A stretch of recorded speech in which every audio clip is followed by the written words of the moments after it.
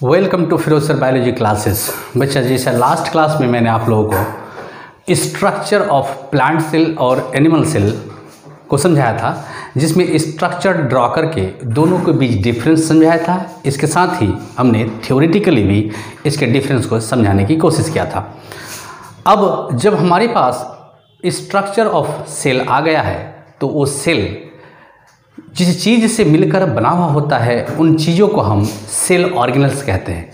आज हम अपने इस लेक्चर में सेल ऑर्गेनल्स को वन बाय वन देखेंगे। तो सबसे पहले आज जो सेल का पार्ट जिससे कि एक सेल निर्मित है, एक सेल बना हुआ है, उनमें से एक पार्ट जो दोनों के लिए कॉमन है, प्लांट सेल के लिए भी और एनिमल सेल के लिए भी, प्लाज्मा मेम्ब्रेन लेते हैं।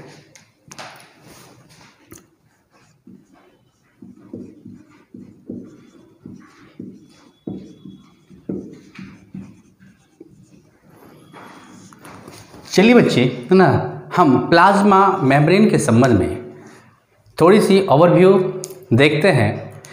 ये प्लाज्मा मेम्ब्रेन का और भी अल्टरनेट नेम है। इस प्लाज्मा मेम्ब्रेन को बायो मेम्ब्रेन भी कहते हैं। शायद बायो मेम्ब्रेन इसीलिए कहते हैं क्योंकि बायो वर्ड आया है लाइफ से, और ये जो है एक सेल, एक टिपिकल सेल के लिए एक बहुत ज़रूरी फैक्टर है ये प्लाज्मा मेम्ब्रेन। और अगर सेल होएगा तो फिर टिश्यू होएगा, और फिर टिश्यू होएगा तो ऑर्गन होएगा, और इस प्रकार से एक ऑर्गेनिज्म जो है जन्म लेंगे। इस सेल मेम्ब्रेन को बायो मेम्ब्रेन भी कहते हैं। दूसरी बात कि इस सेल मेम्ब्रेन को हम सेलेक्टिव परमेबल मेम्ब्रेन भी कहते हैं। ये सेलेक्टिव परमेबल मेम्ब्रेन, सबसे पहला पॉइंट हमारे पास कि it is also called bio membrane. दूसरी बात मेरे पास बच्चे कि इस प्लाज्मा मेम्ब्रेन को हम सेलेक्टिवली परमेबल मेम्ब्रेन भी कहते हैं। तो हमारे पास एक वर्ड आया, it is selective permeable membrane. सवाल यहाँ एक उठा बच्चा ना, और आपके मन में भी ये सवाल आया होगा कि सर इस प्लाज्मा मेम्ब्रेन को हम सेलेक्टिव मेम्ब्रेन के नाम से क्यों जानते हैं। तो चलिए आइए इसका उत्तर देते हैं हम। लेकिन इसका उत्तर देने से पहले हम एक और वर्ड लेके चलते हैं, एक और नाम लेके चलते हैं प्लाज्मा मेम्ब्रेन का। इस प्लाज्मा मेम्ब्रेन को सेमी परमेबल मेम्ब्रेन भी कहते हैं। हम इसीलिए दोनों वर्ड को एक साथ लेके चलेंगे क्योंकि उसका आंसर जब हम खोजेंगे तो हमको एक ही जगह पर हल्का सा माइनर डिफरेंस पे आंसर का स्पष्टीकरण पता चलेगा। तो एक तीसरा वर्ड कि प्लाज्मा मेम्ब्रेन को सेमी परमेबल मेम्ब्रेन भी कहा जाता है। तो plasma membrane is a semi permeable membrane.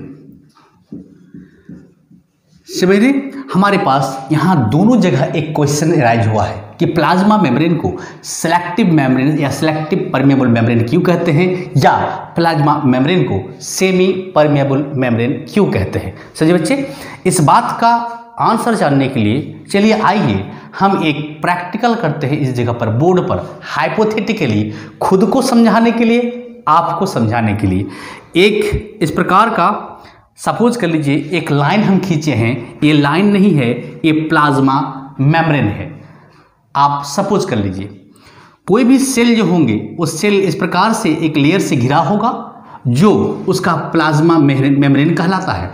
Cell के इधर वाले साइड इनर साइड कहलाता है और इधर वाला साइड आउटर साइड कहलाता है। इसका मतलब ये इन है, ये आउट है। ओके बच्चे, तो सपोज कर लीजिए ये सेल मेम्ब्रेन है और इस सेल मेम्ब्रेन का ये आउटसाइड है ना, और ये इनसाइड है। चूंकि इस सेल मेम्ब्रेन से सब्सटेंसेस का ट्रांसपोर्ट होता है, डिफ्यूजन होता है। दूसरे शब्दों में सब्सटेंसेस का, चीज़ों का, आयंस का, मॉलिक्यूल्स का आवागमन होता है अंदर से बाहर या बाहर से अंदर आने की घटना घटती है। आइए हम सपोज करते हैं इस बाहर साइड में कुछ चीज़ें हैं ना, इस प्रकार की कुछ चीज़ें हैं और ये चीज़ें, इन चीज़ों में कुछ ऐसे हैं जो शायद हार्मफुल है सेल के लिए, कुछ ऐसी चीज़ है जो यूजफुल है सेल के लिए, कुछ ऐसी चीज़ें हैं जो सेल के लिए नीड है, जरूरी है, रिक्वायर्ड है ना। तो इसीलिए हमने डिफरेंट स्ट्रक्चर से इन सब चीज़ों को हाइपोथेटिकली यहाँ रखा है जो सेल के बाहर है, और इनमें से कुछ चीज़ों को सेल के अंदर आना है। बाबू, ये जो सेल मेम्ब्रेन होते हैं ये पोरस होते हैं। पोरस कहने का मतलब है इसमें छोटे छोटे छिद्र पाए जाते हैं, छोटे छोटे पोर पाए जाते हैं। चलिए हम इस पोर को भी दिखाते हैं। यहाँ सपोज कीजिए कि ये वो पोर हैं जो उस प्लाज्मा मेम्ब्रेन में प्रेजेंट है, जो उस प्लाज्मा मेम्ब्रेन को पोरस किया है। ये जो पोरस है या ये जो पोर है, ये पोर के अपने डायमीटर होते हैं। ये पोर बहुत बड़े साइज का नहीं होता है, ये पोर जनरली छोटे साइज के होते हैं, और जो छोटे सब्सटेंसेस हैं या मॉलिक्यूल्स हैं या चीज़ें हैं उनको ही अपने अंदर से आने या जाने की अनुमति देता है। ठीक है बच्चे, इसका मतलब है कि the pore which is present in the plasma membrane are allowed to that substance, those are according to their pore size।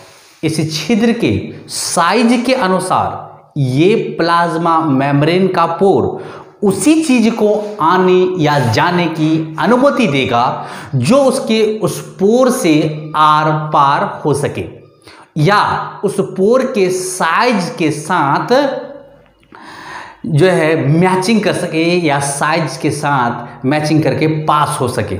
बात को समझ रहे हैं आप? ठीक है, ये सपोज कर लीजिए कि ये वो मॉलिक्यूल्स हैं जो उस पोर से पास होना चाहता है, सेल को जरूरी है तो ये अंदर आना चाहता है, तो ये अंदर आएगा तो ये पोर से पास हो जाएगा। It is allowed to pass through it. Okay बच्चे,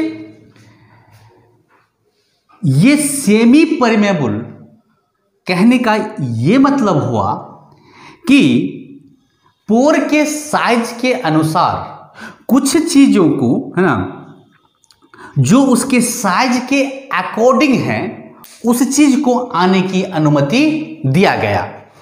इसका मतलब है कि इस क्वेश्चंस का जवाब जानने के लिए कि एक प्लाज्मा मेम्ब्रेन सेमी परमेबल क्यों कहा जाता है, इस बात को जानने के लिए इस आंसर को कुछ इस प्रकार से डील करेंगे कि plasma membrane is porous and semi permeable.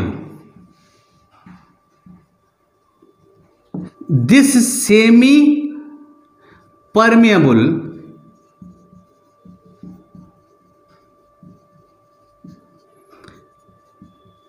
term is used when a particle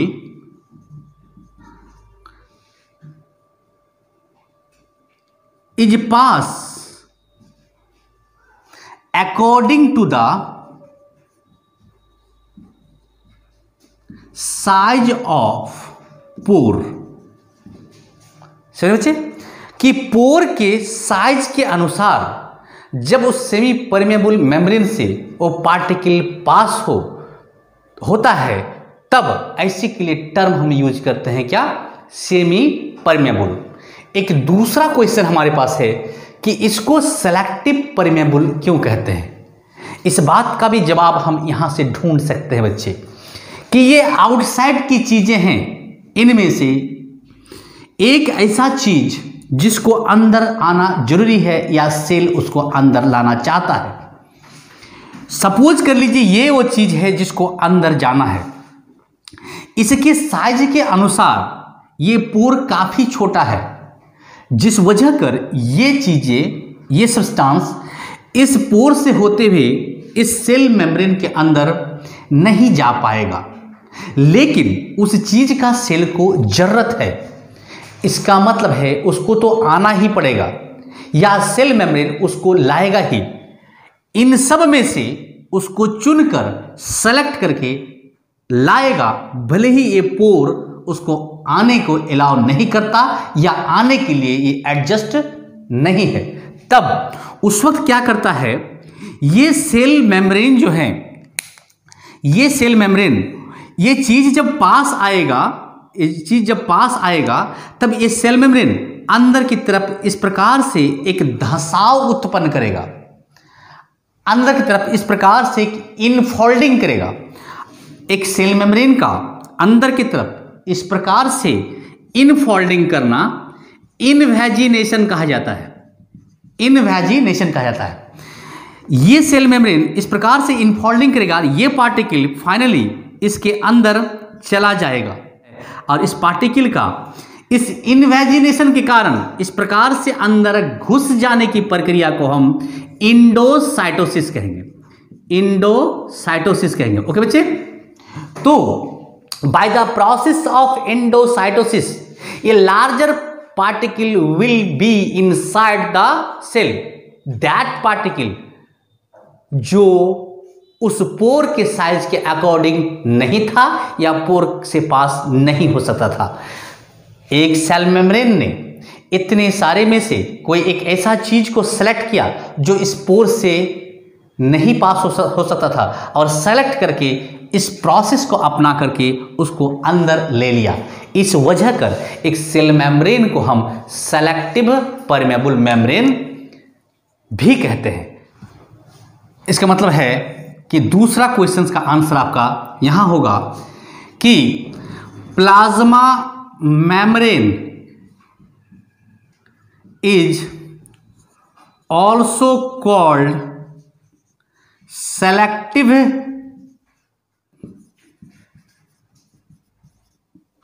permeable membrane because larger particle cannot pass through the pore. It can be taken in cell के अंदर, taken in by the process of endocytosis. That's why a plasma membrane is called selective membrane. ये दो बहुत महत्वपूर्ण question है, उसके answer आप जो है याद रखिएगा बच्चे, ठीक है।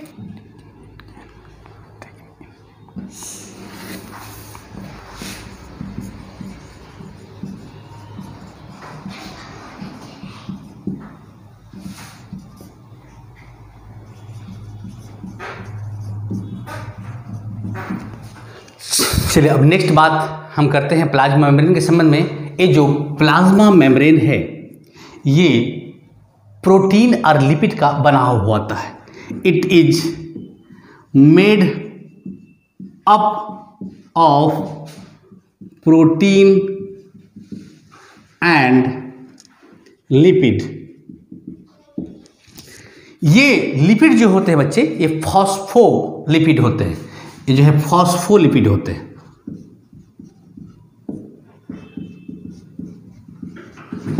नाउ प्रॉपर्टी, इस प्लाज्मा मेम्ब्रेन का प्रॉपर्टी देखेंगे। यहां हम 3 प्रॉपर्टी आपको डील करने जा रहे हैं। इस 3 प्रॉपर्टी को भली भांति याद रखिएगा। चूंकि प्लाज्मा मेम्ब्रेन जो होते हैं वो सेलेक्टिव परमेबल होते हैं। Plasma membrane is selective permeable membrane, it allow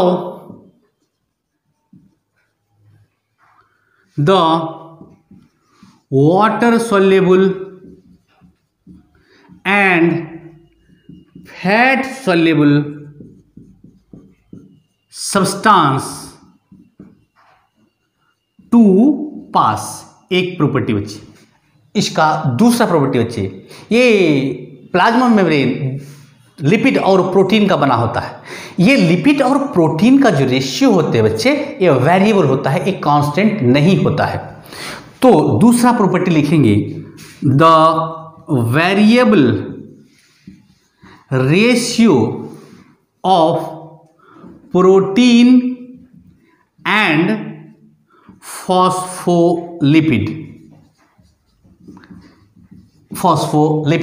ठीक है बच्चे, है ना।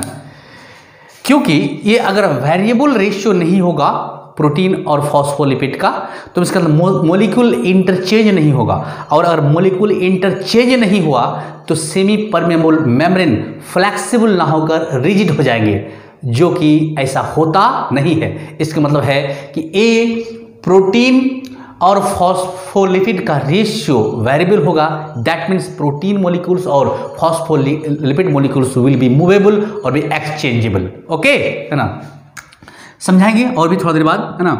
तीसरा प्रॉपर्टी है कि प्लाज्मा मेम्ब्रेन इज डायनेमिक। ये जो प्लाज्मा मेम्ब्रेन हमारे सामने आया है, इस प्लाज्मा मेम्ब्रेन का स्ट्रक्चर, जिसको मॉडल ऑफ प्लाज्मा मेम्ब्रेन कहते हैं, 50 से भी ज़्यादा, about more than 50 types of model has been given by the different scientist, out of which only 3 model is accepted, और उस 3 में से फिर एक होगा जो मोस्ट एक्सेप्टेड मॉडल होगा। तो चलिए हम नेक्स्ट टॉपिक लेके चलते हैं, मॉडल ऑफ प्लाज्मा मेम्ब्रेन।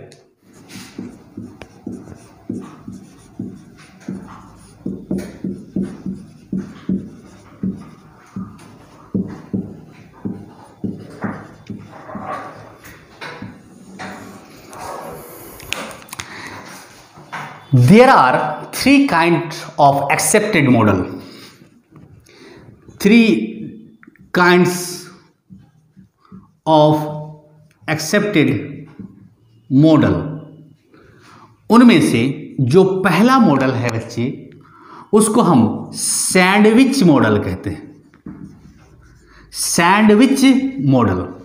और ये सैंडविच मॉडल जो देने वाले साइंटिस्ट का नाम है वो है डेनियली एंड डेवसन। तो it is given by Danielli and Davson. ये 2 साइंटिस्ट हैं जिन्होंने मिलकर इस sandwich model of plasma membrane को दिया था। इनके अनुसार ये प्लाज्मा मेम्ब्रेन बना हुआ होता है प्रोटीन और फॉस्फोलिपिड का, जिसमें protein is a alpha globular, protein molecules globular form में होते हैं और उसको हम alpha globular form of protein कहते हैं। तो alpha globular protein are present there. ये जो फॉस्फोलिपिड है, ये फॉस्फोलिपिड इज एम्फीपैथिक, एम्फीपैथिक। सवाल यहां उठा बच्चा कि ये एम्फीपैथिक किस चीज का नाम है या क्यों इसे एम्फीपैथिक कहते हैं। तो चलिए इसका हम आंसर पहले ढूंढते हैं, फिर हम पॉइंट को आगे बढ़ाएंगे। सपोज कर लीजिए बाबू, ए फॉस्फोलिपिड का ए फॉस्फेट हेड रीजन है। ये एक स्ट्रक्चर है किसका, फॉस्फोलिपिड का, जिसमें से इसको हम हेड रीजन कहते हैं और ये जो है वो टेल रीजन है। जिसमें ये फॉस्फेट है, ये ग्लिसरॉल है और ये फैटी एसिड चेन है। टेल जो है ये फैटी एसिड चेन से निर्मित हुआ है। हेड रीजन में क्या प्रेजेंट है? फॉस्फोलिपिड प्रेजेंट होते हैं। एक फॉस्फोलिपिड का जो ये स्ट्रक्चर है बच्चे, इसको हम दो भाग में बांट दिए। एक भाग हेड का, दूसरा भाग टेल का। ये हेड रीजन हाइड्रोफिलिक होता है। हेड रीजन हाइड्रोफिलिक होता है और इस हाइड्रोफिलिक वर्ड को अगर आप संविच्छेद कीजिएगा, डिफरेंशिएट कीजिएगा, तो एक वर्ड मिलेगा इसमें हाइड्रा, दूसरा वर्ड मिलेगा फिलस। ये हाइड्रा का मतलब वाटर और फिलस का मतलब लविंग, यानी वाटर लविंग। एक फॉस्फोलिपिड का वह रीजन जिसको वाटर से प्यार है या वाटर लविंग है। ये टेल रीजन जो होते हैं ये हाइड्रोफोबिक होता है। इस हाइड्रोफोबिक को अगर आप डिफरेंशिएट कीजिएगा तो अगेन दो वर्ड मिलेगा, हाइड्रा, ये दूसरा फोबिया। या फोबिया का मतलब फियर, डर। हाइड्रा का मतलब वाटर, वाटर से डर। ये वाटर लविंग नहीं है, वाटर से हेट करता है, वाटर से इसको डर है नहीं, वाटर से ये दूर रहना चाहता है। ये दो रीजन दो अलग अलग नेचर को शो ऑफ करता है, इसीलिए इस फॉस्फोलिपिड को हम एम्फीपैथिक कहते हैं। ठीक है, तो दूसरा लाइन, ये जो नेक्स्ट पॉइंट हम लिखे हैं कि it is amphipathic. Why does it? Because the head region is hydrophilic and tail region is hydrophobic. That's why it is called amphipathic, है ना। अब डेनियल डेविसन ने क्या कहा? कहता है कि जो फॉस्फोलिपिड है ये बाइलेयर है, यानी फॉस्फोलिपिड बाइलेयर है। और ये फॉस्फोलिपिड बाइलेयर का मतलब दो लेयर है फॉस्फोलिपिड का।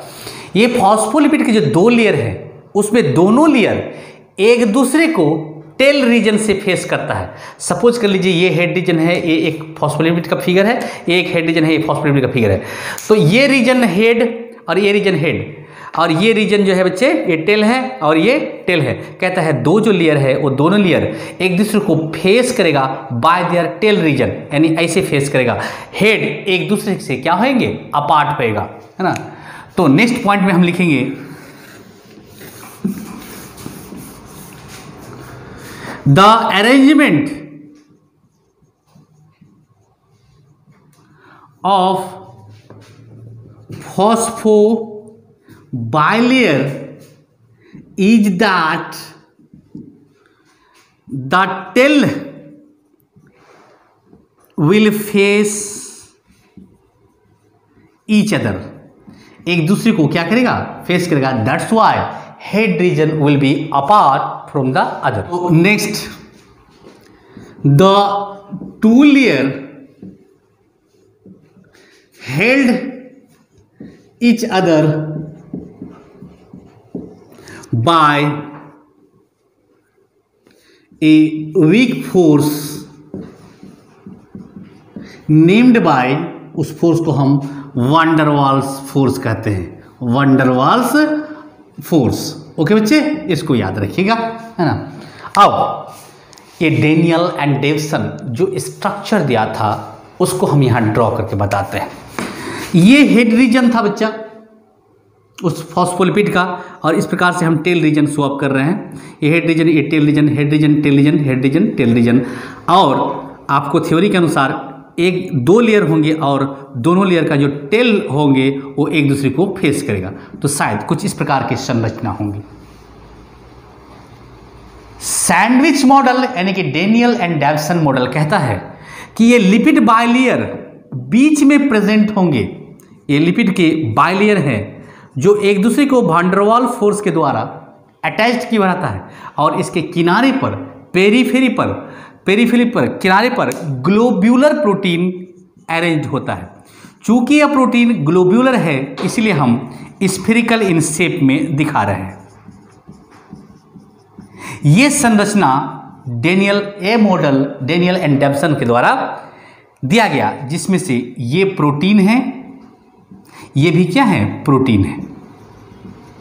ये दिखने में कुछ ऐसा लगता है कि हम लोग जो सैंडविच खाते हैं बच्चे, उसमें दो ब्रेड, एक ऊपर से ब्रेड और एक नीचे से ब्रेड, और बीच में जो जैम, जेली, कुछ जो है डिफरेंट टाइप के वेजिटेबल्स अंदर डाला हुआ रहता है और उसको एक साथ पकड़ के ऐसे करके खाते हैं हम लोग। लाइक दैट, उसी प्रकार से ऐसा लगता है कि ये जो प्रोटीन है और ये प्रोटीन है, ये दो ब्रेड स्लाइस है और उसके अंदर ये जो मटेरियल है वो material is in the form of jam, jelly और different kinds of things. That's why इस मॉडल को डेनियल एंड डेप्सन ने सैंडविच मॉडल कहा। ठीक है, अब बात जो सबसे महत्वपूर्ण बात है, और इस महत्वपूर्ण बात को आप बच्चे स्टार मार्क में याद रखिएगा कि ये मॉडल एक्सेप्ट नहीं हुआ बहुत अच्छे से, ये मॉडल नहीं चल पाया। क्यों? हमको उस क्यों को जानना है। कोई भी मॉडल जो फेल करेगा वही मॉडल फेल करता है जो एक सेल मेम्ब्रेन की या प्लाज्मा मेम्ब्रेन की जो प्रॉपर्टी है, अगर उस प्रॉपर्टी को डील नहीं किया तो ही फेल करेगा।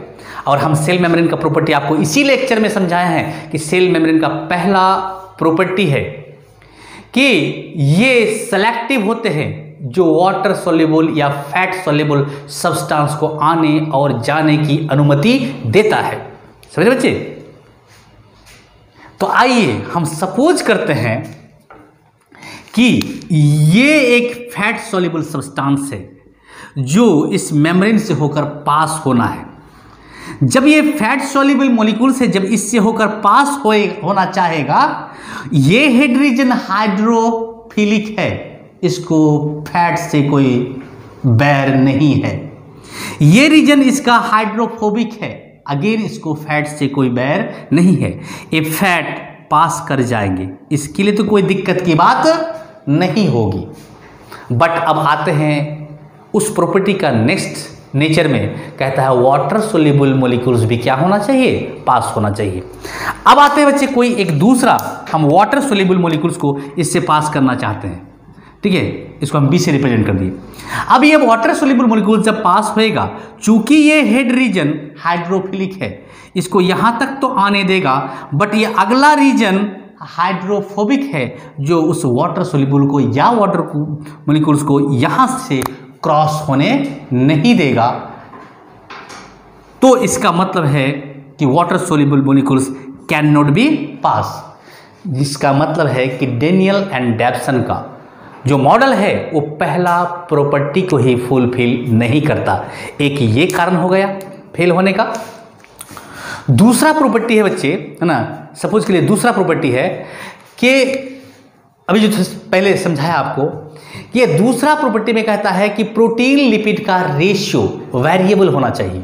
ठीक है, तो दूसरा प्रॉपर्टी अब हम कैसे डील करेंगे, देखिए सपोज कर लीजिए कि इतना सा सेगमेंट हम आपके साथ विचार कर रहे हैं। इस सेगमेंट में एक प्रोटीन, दो प्रोटीन, तीन प्रोटीन, चार प्रोटीन है, ये 5, 6, 7 और 8 प्रोटीन है। ये प्रोटीन और लिपिड का अगर रेशियो देखेंगे तो 8 प्रोटीन है और ये लिपिड कितने बचे, 4 है, सपोज करते हैं। ठीक है, अगर ये प्रोटीन या ये लिपिड के मॉलिक्यूल्स मूवेबल ना हो, इंटरचेंजेबल ना हो, फिक्स्ड हो एक ही जगह, तो ये रेशियो कभी नहीं बदलेगा, एज यूजुअल ही रहेगा। जबकि प्लाज्मा मेम्ब्रेन कहता है कि वेरिएबल प्रोटीन और लिपिड का रेशियो होना चाहिए जो उस प्लाज्मा मेम्ब्रेन को फ्लेक्सिबल बनाता है। अगर ऐसा नहीं होता तो प्लाज्मा मेम्ब्रेन एक रिजिड स्ट्रक्चर होता, जबकि बाय नेचर ऐसा नहीं है। इसका मतलब है दूसरा प्रॉपर्टी भी ये फुलफिल नहीं करता। तो फेल होने के कारण हम सैंडविच मॉडल आपको समझाए। अब यहाँ एक और स्टार मार्क में याद रखने वाली बात है बच्चे, डेनियल एंड डेप्सन के द्वारा दिया जाने वाले सारे थ्योरी जो अब तक हम आपके सामने बयान किए हैं वो सारे करेक्ट हैं, उसमें से एक भी इनकरेक्ट नहीं है। बस फेल होने का कारण ये हुआ कि कुछ बातों को और उनको बताना चाहिए था जो इस प्रॉपर्टी को क्या कर दे, एक्सप्लेन कर दे। तो उनकी थ्योरी में इस प्रॉपर्टी को एक्सप्लेनेशंस की कोई इंटरप्रिटेशन नहीं था, कोई जिक्र नहीं था। इस वजह कर जो है ये क्या हो गया, फेल हो गया। लेकिन इसके बाद जो मॉडल आया, इस डेनियल एंड डेवसन के द्वारा दिया गया सारी बातों को लेकर उसने अगला कुछ बढ़ाकर इंटरप्रिटेशन किया जो यहाँ पर नहीं हो पाया था। उस मॉडल की चर्चा हम नेक्स्ट लेक्चर में करेंगे। आज इस लेक्चर में जितनी बात बताए बहुत इंपॉर्टेंट है बच्चे आपके कॉम्पिटिटिव एग्जाम के लिए, इवन की एकेडमिक एग्जाम के लिए कुछ सब्जेक्टिव क्वेश्चन भी बताए हैं, है ना। जैसे कि एम्पीपैथिक वर्ड हमने कहा, सेलेक्टिव वर्ड यूज़ किया, सेमी परमेबल वर्ड यूज़ किया और उसके आंसर के जस्टिफिकेशन एक्सप्लेनेशन हम आपके सामने रखे हैं। अब हम नेक्स्ट लेक्चर में इसके नेक्स्ट मॉडल को एक्सप्लेन करेंगे। तब तक के लिए थैंक यू।